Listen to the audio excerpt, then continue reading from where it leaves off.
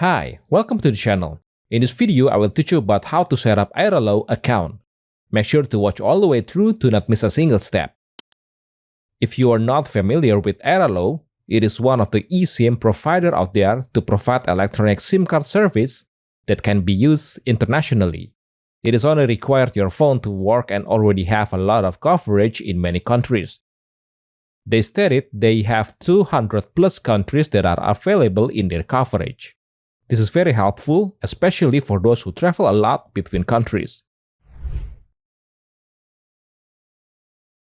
To set up an account, you can access the platform via your phone and download the apps, or simply you can go to the website in your desktop.